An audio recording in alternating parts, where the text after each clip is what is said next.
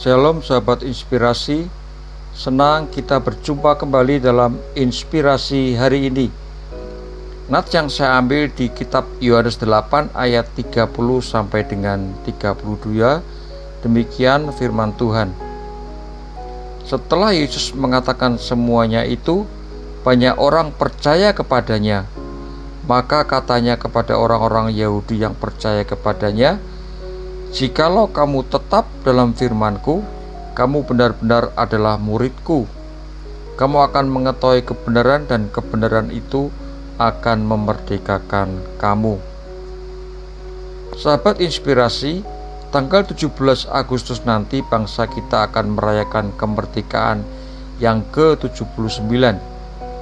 Adapun tema hari ulang tahun kemerdekaan RI di tahun 2024 ini adalah Nusantara Baru, Indonesia Maju, yang menggambarkan batu loncatan besar di Indonesia karena mengalami 3 transisi penting, yaitu pertama, menyongsong ibu kota baru, yang kedua, tahun perpindahan tongkat estafet kepemimpinan presiden, serta yang ketiga, menuju Indonesia Emas tahun 2045.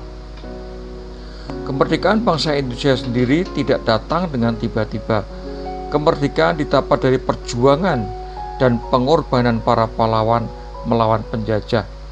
Maka arti kemerdekaan tentu sangat besar bagi masyarakat Indonesia, sehingga Nusantara Baru, Indonesia Maju akan tercapai, sehingga ada kemerdekaan yang sejati bagi bangsa kita. Demikian juga setiap kita yang sudah percaya Tuhan Yesus perlu mengalami kemerdekaan yang sejati, menuju manusia roh dengan stamina rohani yang terus meningkat. Ada pertumbuhan iman dan kemerdekaan di dalam Tuhan Yesus. Tadi di ayat 30 firman Tuhan berkata, setelah Yesus mengatakan semuanya itu, banyak orang percaya kepadanya. Lalu apa yang dikatakan Tuhan Yesus?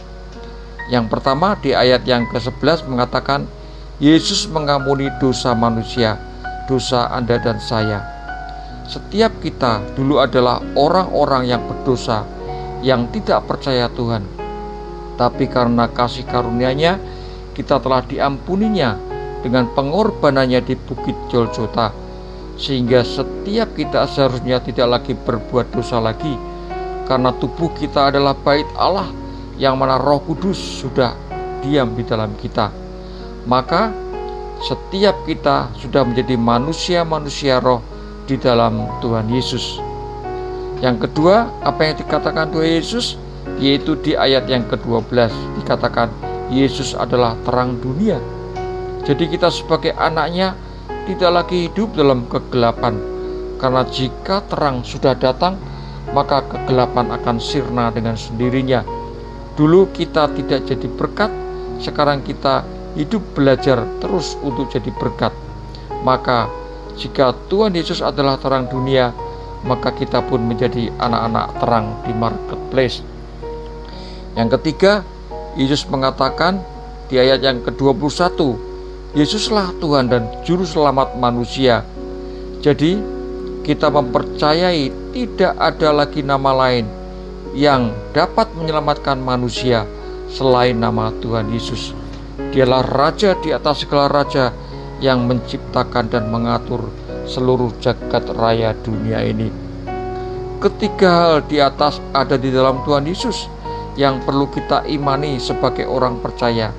Dengan percaya penuh ketiga hal tersebut, Yesus mengajarkan agar kita hidup seturut firman Tuhan. Maka Anda dan saya adalah murid-Nya melalui membaca, merenungkan dan melakukan firman Tuhan, sehingga dimensi rohani kita akan semakin kuat dan radar rohani kita akan belajar untuk merespon isi hati Bapa, sehingga pertumbuhan ini akan menumbuhkan iman kita dan kita akan mengerti kebenaran, sehingga kebenaran itu akan memerdekakan kita dan kita sudah tidak dibelenggu oleh keinginan daging, keinginan mata serta keangkuhan hidup. Di ayat 1 Yohanes 2 ayat 16 mengatakan, sebab semua yang ada di dalam dunia, yaitu keinginan daging dan keinginan mata, serta keangkuhan hidup, bukanlah berasal dari Bapa, melainkan dari dunia.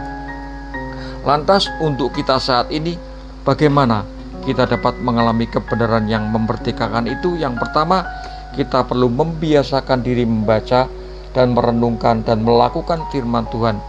Dalam proses ini, kita akan mulai memahami kebenarannya yang membebaskan kita dari rasa bersalah, kecemasan, dan berbagai belenggu lainnya. Yang kedua, kita perlu berdoa, meminta Tuhan untuk menunjukkan area hidup kita yang masih terikat oleh keinginan daging, keinginan marta, serta keangkuhan hidup, dan meminta bimbingannya untuk mengalami kebebasan sejati. Jadi, mari miliki iman yang teguh, karena Yesus sudah mengampuni dosa kita. Yesus adalah terang dunia dan Dia sudah menyelamatkan kita.